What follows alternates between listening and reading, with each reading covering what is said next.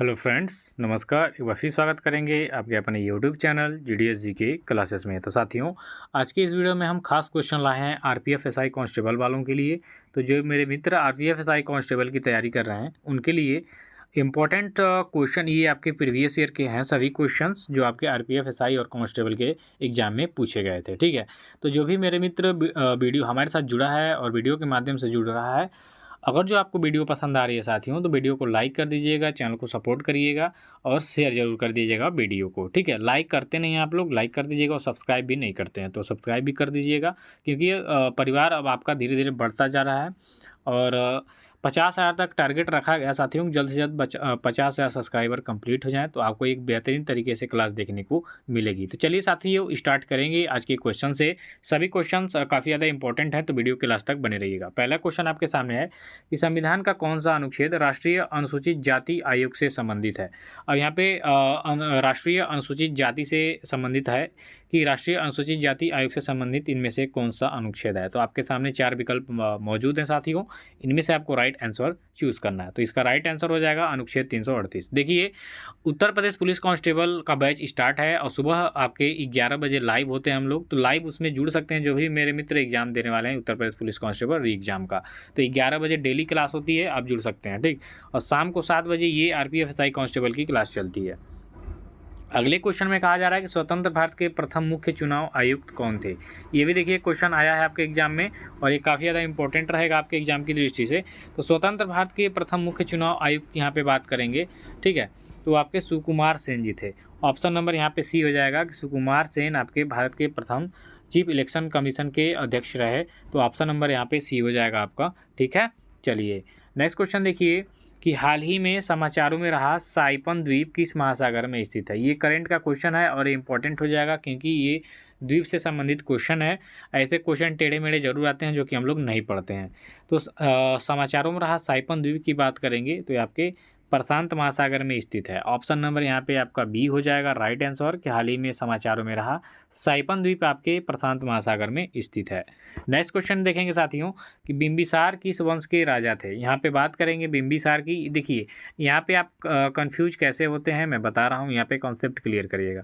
एक बिंबिसार हैं, एक बिंदुसार हैं। ठीक है, बिंबिसार की जब भी बात करेंगे और बिंदुसार की बात करेंगे, तो बिंबिसार की जो बात करेंगे तो ये आपके हर्यक वंश से संबंधित है, लेकिन वही बिंदुसार की बात करेंगे तो ये आपके मौर्य वंश से संबंधित राजा थे। दूसरे नंबर के चंद्रगुप्त मौर्य के पुत्र थे बिंदुसार और इन्हीं के पुत्र आपके थे अशोक महान जो हुए हमारे भारत में। ठीक, तो यहाँ पे देखिए बिंबिसार की बात करेंगे तो बिंबिसार आपके हर्यक वंश से संबंधित है।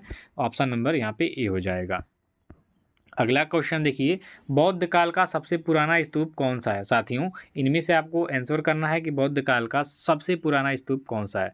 तो देखिए, बौद्ध काल में सबसे पुराना स्तूप हो जाएगा आपका सांची का स्तूप। इसको अशोक ने बनवाया था। ठीक है, मध्य प्रदेश में स्थित है ये सांची का स्तूप और ये सबसे पुराने बौद्ध काल का सबसे पुराना ये स्तूप है। तो ऑप्शन नंबर बी को राइट करिएगा आप लोग। धमेक स्तूप उत्तर प्रदेश में स्थित है और सांची स्तूप आपके मध्य प्रदेश में स्थित है। तो ये बौद्ध काल का सबसे पुराना स्तूप है। ठीक है, अशोक इसको बनवाए थे। ठीक है, किसने बनवाया था? अशोक ने बनवाया था। अशोक कौन था? तो वही आपके मौर्य वंश का सबसे महान शासक हुए और इन्होंने बाद में जाके अहिंसा को अपनाया था, बौद्ध धर्म को अपनाया था। ठीक, तो ये अशोक जी ने सांची का स्तूप बनवाया था मध्य प्रदेश में। अगला क्वेश्चन की यहाँ पे बात करेंगे कि तीसरी बौद्ध संगीति आपके किस शहर में आयोजित की गई थी। साथियों, यहाँ पे तीसरी बौद्ध संगीति के बारे में पूछ रहा है तो इसका आयोजन आपके पाटलिपुत्र शहर में किया गया था। पाटलिपुत्र की बात करेंगे तो ये आपके बिहार राज्य में स्थित है। ठीक है, और यहीं पे आपके बौद्ध धर्म का तीसरी संगति जो थी, यहाँ पे तीसरी बैठक का आयोजन किया गया था बिहार में। तो ऑप्शन नंबर यहाँ पे आपका सी राइट आंसर हो जाएगा कि तीसरी बौद्ध संगीति आपके पाटलिपुत्र में आयोजित की गई थी। अगला क्वेश्चन कह रहा है कि अंतिम मौर्य सम्राट की हत्या के लिए कौन जिम्मेदार था। तो अंतिम मौर्य सम्राट की बात करेंगे तो चंद्रगुप्त मौर्य। ठीक है, चंद्रगुप्त मौर्य ने इसकी स्थापना किया था और लास्ट में बचते हैं जो जिनको मार के पुष्यमित्र शुंग ने शुंग वंश की स्थापना की थी बृहदर्थ को। ठीक है, बृहदर्थ जो थे ये अंतिम आपके मौर्य सम्राट थे, जिसकी हत्या इन्हीं के सेनापति पुष्यमित्र शुंग के द्वारा कर दी गई थी। तो ऑप्शन नंबर बी हो जाएगा कि अंतिम मौर्य शासक सम्राट जिनका बृहदर्थ नाम था, इनकी हत्या किसके द्वारा की गई थी? पुष्यमित्र शुंग के द्वारा। और पुष्यमित्र सिंह जो थे ये आपके ब्राह्मण थे और इन्होंने ब्राह्मण वंश का नींव रखा था भारत में, और सभी बौद्ध जो थे इनको मार के भगाया भी था। तो ऑप्शन नंबर बी करेंगे। अगला क्वेश्चन है कि भारतीय समाज को 7 वर्गों में किसने वर्गीकृत किया था? अब देखिए चंद्रगुप्त मौर्य के दरबार में रहने आए थे कौन? तो आपके मेगास्थनीज। मेगास्थनीज जो था ये सेल्यूकस निकेटर का राजदूत था। सेल्यूकस निकेटर क्यों इसको भेजा था? तो इनकी जो बेटी हैं सेल्यूकस निकेटर, कार्नेलिया, इनकी शादी हेनेला शायद थी, कार्नेलिया ऐसा नाम है सेल्यूकस निकेटर की पुत्री का, तो उससे शादी हुआ था चंद्रगुप्त मौर्य का, और उसको उसी के साथ में मेगास्थनीज को भेजा गया था चंद्रगुप्त मौर्य के दरबार में।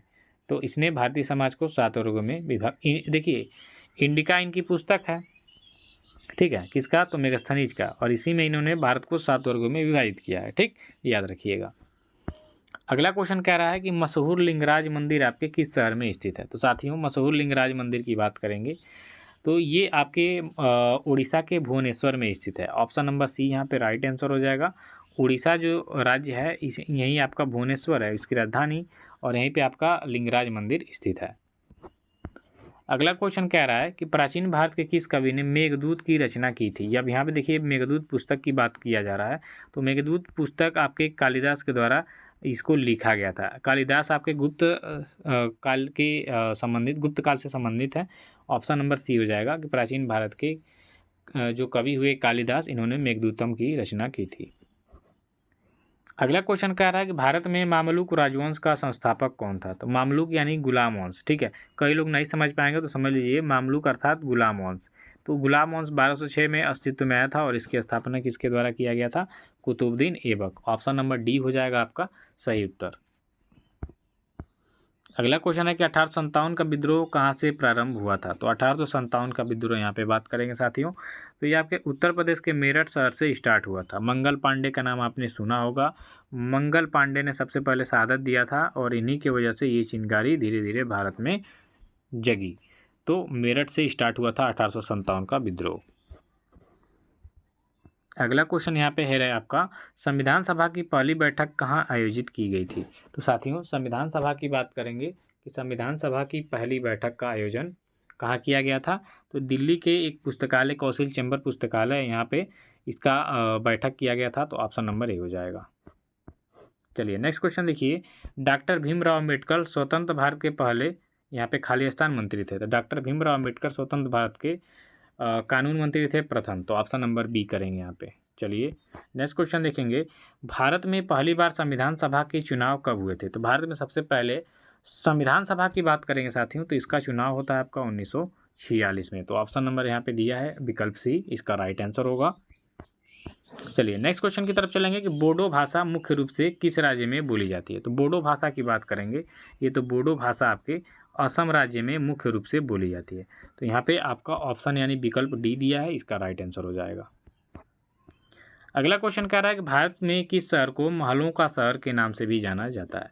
महलों का शहर के नाम से किसका उपनाम है? तो ये आपके कोलकाता शहर का। कोलकाता आपके पश्चिम बंगाल की राजधानी है, और इसी को हम लोग, पहले कलकत्ता होता था ना, पहले कलकत्ता था, ठीक, पहले कलकत्ता था, अब कोलकाता है, और ये पश्चिम बंगाल की राजधानी है, और इसे महलों का शहर कहा जाता है। अगला क्वेश्चन है कि आवाज़ की माप का मात्रक क्या है? तो इसमें से आपको बताना है साथियों आवाज़ की माप का मात्रक, तो ये होता है आपका डेसिबल। डेसिबल में आवाज़ की मात्रक को मापते हैं। तो ऑप्शन नंबर बी हो जाएगा। अगला क्वेश्चन है कि निम्नलिखित में से किसका घनत्व सर्वाधिक होता है? तो इसमें से सर्वाधिक घनत्व किसका हो जाएगा आपको बताना है, तो ये आपका पानी का होता है। ऑप्शन नंबर ए हो जाएगा कि सर्वाधिक घनत्व आपका किसका है साथियों, तो पानी का है। ऑप्शन नंबर ए को सही करेंगे। अगला क्वेश्चन देखिए, नीरज चोपड़ा का नाम किस खेल से जुड़ा हुआ है? तो नीरज चोपड़ा की बात करेंगे तो ये भारत के बहुत ही फेमस है, विश्व में भी इन्होंने कई सारे गोल्ड मेडल जीते हैं, भाला फेंक इनका संबंध है। तो ऑप्शन नंबर बी करेंगे। अगला क्वेश्चन देखिए, पंकज आडवाणी का नाम किस खेल से जुड़ा है? तो पंकज आलवाड़ी की बात करेंगे तो ये बिलियर्ड्स खेल से जुड़े हुए हैं। ये काफ़ी पॉपुलर पर्सन है, पॉपुलर स्पोर्ट मैन है, ये खिलाड़ी हैं, तो इनको याद रखिएगा प्रॉपर। ऑप्शन नंबर डी होगा। अगला क्वेश्चन है आपका, प्रिंस ऑफ वेल्स कप किस खेल से संबंधित है? तो साथ ही यहाँ पे प्रिंस ऑफ वेल्स की बात करेंगे तो ये आपके हो जाएंगे गोल्फ से, ठीक है। ऑप्शन नंबर ए हो जाएगा कि प्रिंस ऑफ वेल्स ये जो कप है ये आपके गोल्फ खेल से संबंधित है। अगला क्वेश्चन है कि पहले T20 क्रिकेट विश्व कप को किसने जीता था? तो जब 2007 में हुआ था आपका सबसे पहला T20 क्रिकेट कप, तो इसको जीता था भारत ने, ठीक है। वही वनडे की बात करेंगे तो वेस्ट इंडीज ने वर्ल्ड कप जीता था सबसे पहले, ये भारत हो जाएगा। और 2007 के बाद 2024 में यानी कल के दिन में 29 जून को भारत ने दूसरा ये T20 का कप जीता है। देखिए 2007 में महेंद्र सिंह धोनी कप्तान थे और इस समय आपके रोहित शर्मा जी कप्तान थे। तो 2007 से रोहित शर्मा ने स्टार्ट किया था, जीत से आगाज़ किया था और जीत के साथ ही ख़त्म किया। यानी रोहित शर्मा अब रिटायर हो जाएंगे T20 से, संन्यास ले लेंगे सभी लोग, विराट कोहली और रोहित शर्मा। तो जीत के साथ आगाज़ किया था और जीत के साथ ही इन्होंने ख़त्म किया है। तो भारत इसका राइट आंसर होगा। अगला क्वेश्चन है कि पाब्लो पिकासो कहाँ के थे? तो पाब्लो पिकासो एक चित्रकार थे साथियों, और ये कहाँ से संबंधित थे आपको बताना है। तो ये स्पेन के प्रसिद्ध चित्रकार थे। तो ऑप्शन नंबर यहाँ पे आपका सी हो जाएगा।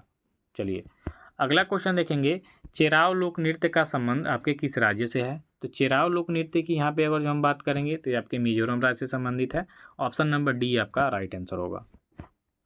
अगला क्वेश्चन देखिए साथियों, भरतनाट्यम किस राज्य का शास्त्रीय नृत्य है? तो भरतनाट्यम की यहाँ पे बात करेंगे तो आपके तमिलनाडु का हो जाएगा। ऑप्शन नंबर बी इसका राइट आंसर हो जाएगा। भरतनाट्यम आपके तमिलनाडु राज्य का क्लासिकल डांस है। अगला क्वेश्चन कह रहा है कि फ्लेमिंगो त्यौहार किस राज्य में मनाया जाता है? तो फ्लेमिंगो त्यौहार की यहाँ पे बात करेंगे तो फ्लेमिंगो त्यौहार आपके आंध्र प्रदेश राज्य से संबंधित है। ऑप्शन नंबर ए करेंगे। चलिए साथियों अगला क्वेश्चन देखिए, द नेमसेक के लेखक कौन? ये एक पुस्तक है काफ़ी ज़्यादा चर्चित और ये इंपॉर्टेंट होगा आपके एग्जाम की दृष्टि से, और इसके जो लेखक हैं झुम्पा लाहिड़ी हैं। ऑप्शन नंबर ए होगा। अगला क्वेश्चन कह रहा है कि पेरियार नेशनल पार्क आपके किस पर्वत श्रृंखला में स्थित है? ये राज्य नहीं पूछा है, पर्वत श्रृंखला पूछ दिया है, तो इसका कई लोग जवाब नहीं दे पाएंगे। तो इसका राइट आंसर पश्चिमी घाट में स्थित है। ऑप्शन नंबर डी हो जाएगा। अगला क्वेश्चन है, क्योटो प्रोटोकॉल का संबंध किससे है? तो क्योटो प्रोटोकॉल ये हो जाएगा आपके जलवायु परिवर्तन से। ऑप्शन नंबर ए हो जाएगा कि क्योटो प्रोटोकॉल का जो संबंध है आपके जलवायु परिवर्तन से है। तो ऑप्शन नंबर ए इसका राइट आंसर होगा। अगला क्वेश्चन है कि मायोपिया निम्नलिखित अंगों में से किसे प्रभावित करता है? ये काफ़ी ज़्यादा इंपॉर्टेंट होगा, आपके एग्जाम में कई बार पूछा हुआ है। तो मायोपिया आपके आँख से संबंधित रोग है। ऑप्शन नंबर डी हो जाएगा कि मायोपिया जो है ये आपके आँख से संबंधित रोग है। ऑप्शन नंबर डी को सही करेंगे।